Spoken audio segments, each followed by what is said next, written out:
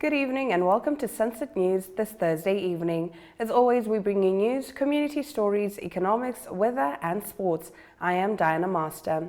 In the news tonight, in just 6 months, more than 1.1 billion cyber threats and over 1 million system vulnerabilities were detected across the country, a chilling sign of how rapidly cybercrime is escalating. This was revealed by Information and Communication Technology Minister Emma Theophilus, who warned that no system in Namibia is immune to digital intrusion. According to the latest report submitted to the ministry, the Namibian Cybersecurity Incident Response Team recorded 1.1 million cyber threats and about 1 million cyber vulnerabilities between the 1st of January and the 30th of June 2025. These statistics show that our cyberspace is constantly under attack. The moment you have a website, an online system, or a network, whether at home or at work, someone will attempt to breach it, Theophilus said. She likened cyber protection to physical security, saying, just as we install alarms and locks to keep intruders out, we must protect our digital systems.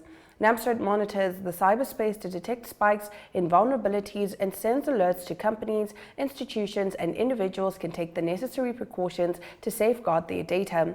Theophilus said the digital landscape has drastically changed, reshaping how Namibians communicate and do business. However, she cautioned that the country's growing reliance on technology exposes citizens to new forms of crime. Cybercrimes are a global and borderless phenomenon. Therefore, there is a greater need for all of us at both individual and organizational levels to play our part in protecting ourselves, she said.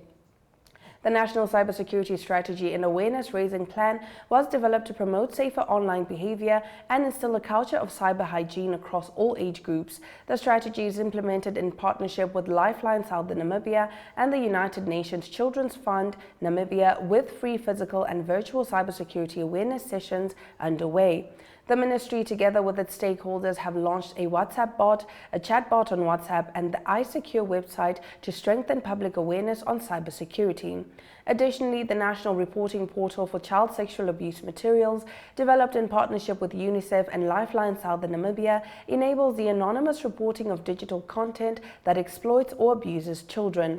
The ministry is also finalizing the National Child Online Protection Guidelines, or Toolkit, which will offer guidance to children, parents, guardians, and teachers on online risks and prevention strategies. Getting into our next story, the Health Ministry this morning officially launched its National Strategy for Reproductive, Maternal, Newborn, Adolescent Health and Nutrition, as well as the Triennial Report on Maternal Deaths and Stillbirths in Namibia. According to the ministry, private health facilities have not been submitting statistics, thus creating a gap in the figures. Let's have a look. Promoting early and exclusive breastfeeding, preventing and managing childhood illnesses, ensuring access to immunizations, and addressing adolescent health issues, including sexual and reproductive health. Complementing this strategy, the Triennial Report on the Confidential Inquiry into Maternal Deaths, Stillbirths, and Neonatal Deaths provides a critical analysis of the factors contributing to these tragic outcomes. This report is not just a collection of statistics, it is a powerful tool for understanding the systemic shortcomings, delays in care, and healthcare provider-related issues that contribute to these preventable deaths. As we eagerly anticipate the Honourable Minister's address this morning, which will provide further insights into these vital initiatives, let us recognize the significance of this moment. Today, we set the stage for a renewed commitment to reproductive, maternal, newborn, and adolescent health and nutrition in Namibia.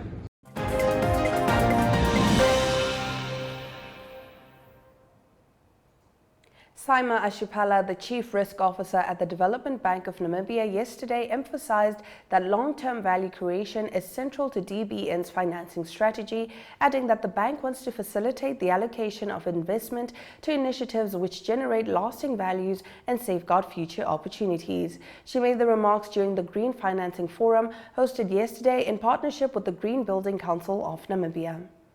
The attendance really reflects the commitment to further Namibia's sustainability agenda through the finance and responsible development.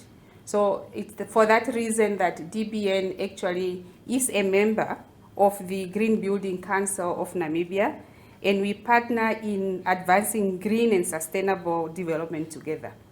We also work to create forums like this to generate solutions that benefits the economic, the environment, and our community in which we operate into.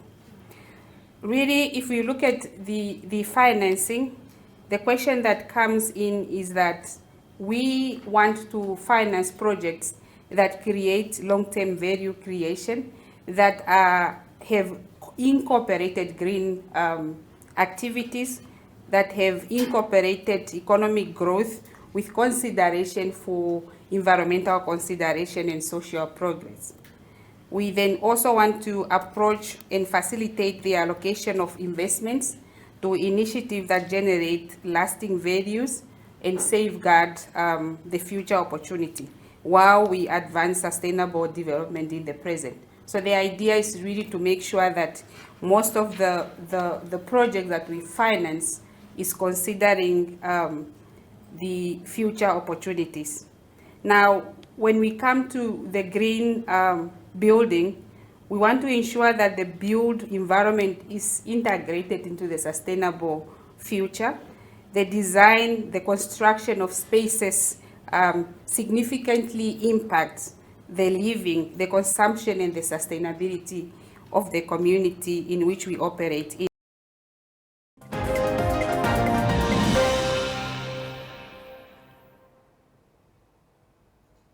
Prime Minister Elijah Ngurare will now command unprecedented authority over Namibia's public enterprises following the tabling of the Public Enterprises Governance Amendment Bill in Parliament on Wednesday. The bill codifies the powers and duties of each relevant portfolio minister, including representing the state's ownership interest in entities under their ministries, appointing and removing board members, providing strategic direction, approving public enterprises plans and budgets, entering governance and performance agreements, and presenting annual reports to the National Assembly.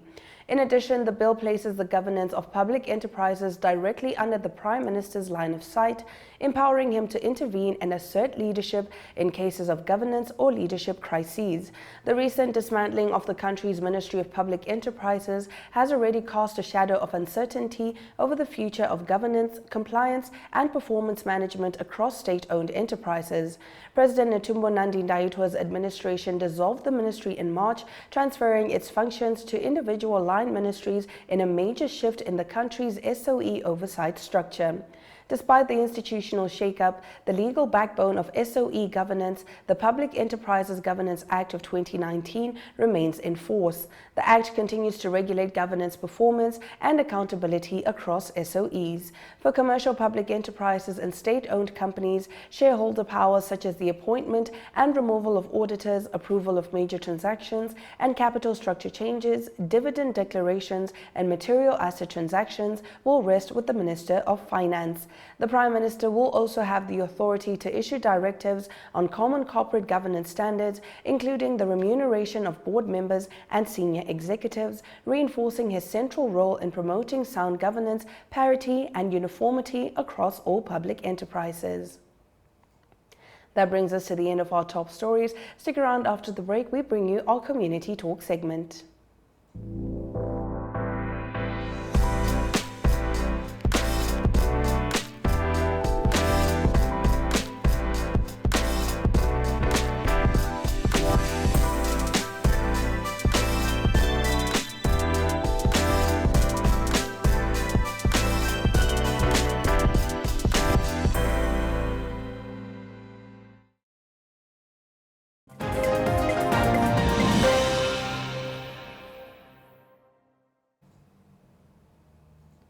Tonight in our Community Talk segment, widespread wildfires that ravaged the grazing fields of Otamanzi constituency in the Omusati region have been contained, but local cattle farmers are now facing a severe shortage of grazing land.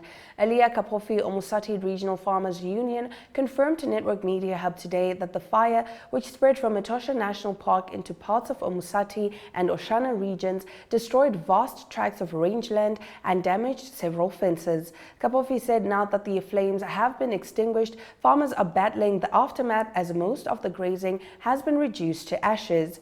Many have been forced to move their cattle back to densely populated villages where water is available but grazing is scarce, he said. Kapofi said the hardest hit are those in Otamanzi and Okahao constituency.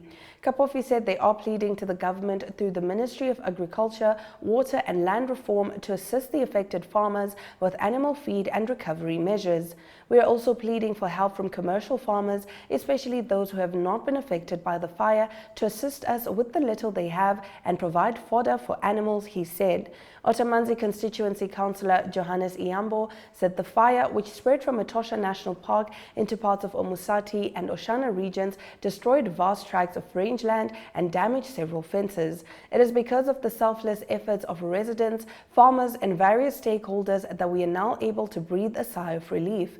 The devastating fire is over, no human life was lost and no house was destroyed, but many fences were damaged, Iambo said. The firefighting effort involved the Namibian Defence Force, Namibian police, forestry officials, local authorities and the business community alongside residents and farmers. The Ministry of Health also deployed a medical team to assist in case of emergencies. Stay with us. Right after the break, we bring you our economic news.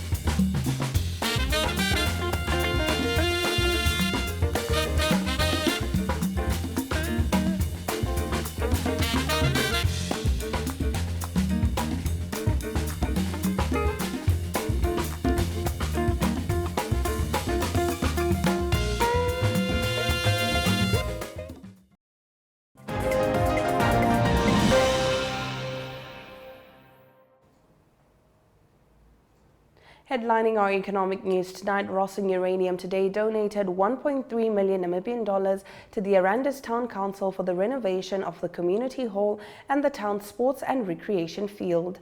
The community hall, established in 1979, has not been renovated since its inception. This initiative is expected to boost social development and community engagement in Arandis. Rossing Uranium has contributed 1,300,000 towards Arandis Town Council for the renovation of the community hall as well as the sports field. The community hall was established in 1979 when Rossing started mining and has not been renovated since then. Liesl Davids from Rossing also speaks on these facilities that there will be a way to create opportunities. To come together not only to preserve our history, but also to create new opportunities for youth, our elders, and everyone in between. The council itself also contributed 500,000 towards the renovation for both these facilities. Both these facilities have been meeting points for the community for businesses, entertainment, sports, and economic development. The community hall is currently facing an issue of broken windows and the stage is not properly equipped anymore. The materials are looking old and probably need to be painted too. According to the council, the roofing is no longer standing strong and will be repaired too, as well as other facilities in the community hall. The sports stadium will be under renovation. There is no proper running track for the community yet. This stadium will be used for sports to enhance sports development for the people of Arandis. The sports stadium will also be among the two things that Rossing Uranium plus the council have both donated for. In our next story, since the appointment of Red Force 8 months ago, the financial position of the Grootfontein municipality, which had previously struggled to pay creditors and salaries, has seen a notable improvement, with the local authority currently purchasing vehicles worth millions. NMH has established that Grootfontein municipality this year purchased a brand new Toyota Fortuner, a front loader, and plans to buy tipper trucks this month. According to the municipality's acting CEO, Indeleni Lungameni, the local authority does not owe third parties and that residents are not being harassed by the debt collecting company since the contract was entered into. Lungameni further stressed that council has also resolved to write off the bad debt which was unrecoverable and that senior citizens are not amongst the clients handed over to the debt collecting company. The financial situation of council has improved. We do not owe any third parties, Lungameni said. For years, the financial troubles of Grootfontein municipality have been reported on, especially the aspect of delayed salary payments and court cases where creditors would approach the courts to compel the local authority to pay its dues. According to one of the councillors of the town, they have been spared from having to deal with such issues following the contract between the local authority and Red Force. Red Force has been a blessing to this town of ours. Gone are the days when we used to scratch our heads on how we will solve our financial challenges, the source said. Grootfontein signed a 5-year contract with the Red Force on the 5th of April 2024 after all other avenues to recover over 213 million Namibian dollars owed by residents and stakeholders had been exhausted. The debt collection company was expected to commence operations in May last year, but due to backlash from the community, the contract was initially placed on hold. Prior to the appointment of Red Force, the Grootfontein municipality could not pay its creditors and its suppliers. Now let's take a look at the economic indicators. The Namibian dollar trades at 22.99 to the British pound, 19.95 against the euro, 17.15 to the US dollar, and 2 Namibian dollars and 41 cents buys you 1 Chinese yuan. All commodities are up, save for Brent crude oil, which took a dip of 0.29%, now trading at $66.23 per barrel.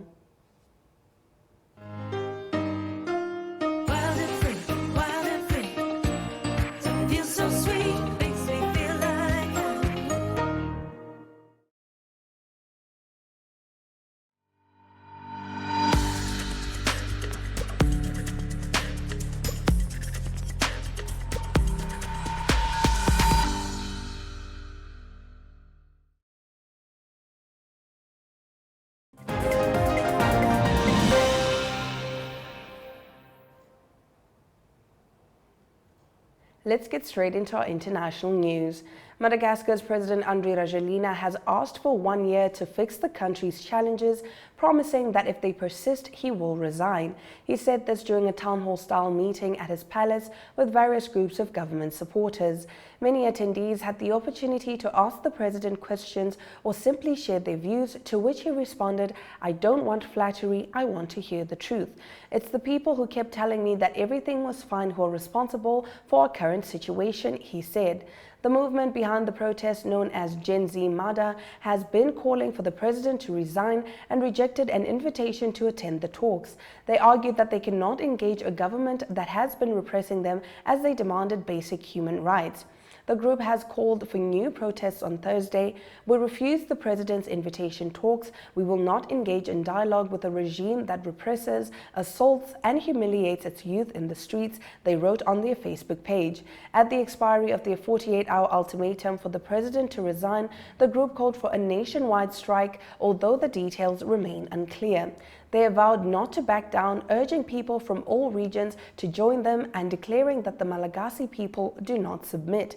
Rajoelina has been holding these meetings as part of his pledge to listen more, emphasizing that the challenges facing the Indian Ocean island nation can only be solved through honest conversations and not protests. The president assured those at the dialogue that ongoing power projects would address the recurring outages by adding 265 megawatts to the national grid. "I swear that if power cuts persist in the capital within a year, I will resign," he said. The protests began on the 25th of September, triggered by anger over persistent power and water shortages, and have escalated into broader dissatisfaction over corruption, high unemployment, and the cost of living crisis. Last week, Rajoelina sacked his entire government and appointed an army general as prime minister on Monday. The protest movement rejected the appointment and vowed to continue their struggle. Now let's take a look at the weather predictions. Katima Mulilo can expect partly cloudy conditions, maximum temperatures of 38 degrees Celsius and minimum temperatures of 21 degrees Celsius.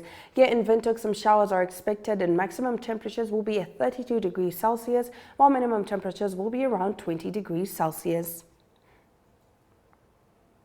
Looking over at the coast in Swakopmund, not much of a difference between the minimum and maximum temperatures. Minimum temperatures will be at 14 degrees, while maximum temperatures will be at 15 degrees. In Ariamsvlei, the maximum temperatures will be scorching, with temperatures hitting 34 degrees Celsius and the temperatures dropping to as low as 19 degrees Celsius.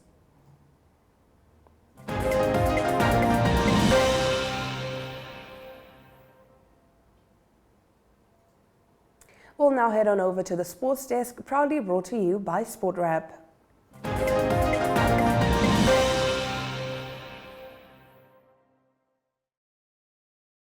Good day everyone, time for international sports news, and starting off with cricket news first. It is the Women's 50 Over World Cup that continues in Sri Lanka and also in India, and it was Australia that was in action against Pakistan.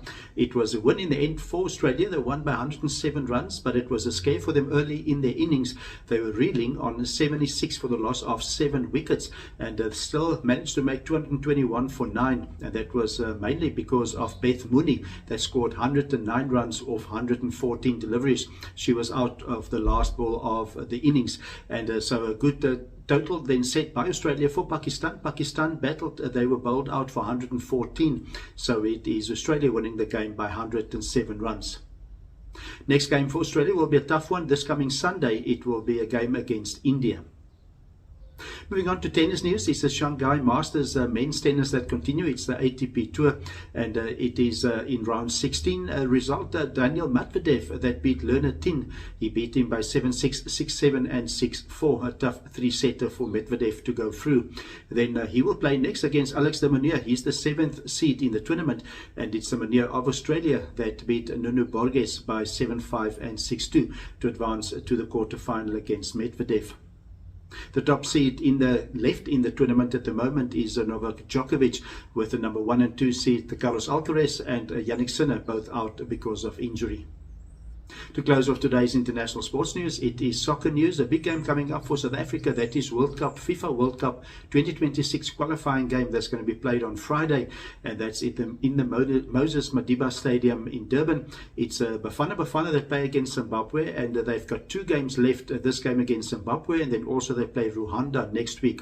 What's important, it is South Africa that is tied with Benin on 14 points in Group C, and so with 2 games left, it's important for South Africa to try and win both games to try and qualify for the World Cup. Only the winner of this group will qualify for the World Cup, and it is Rwanda on 11 points at the moment, and it is Nigeria also on 11 points. That is all happening in Group C, and it is Rwanda that will have a home game against Benin, and so that is World Cup qualifiers that take place over the weekend and starting on Friday. That's international sports news. I hope you have a great sport day, and we talk international sport again tomorrow. Goodbye.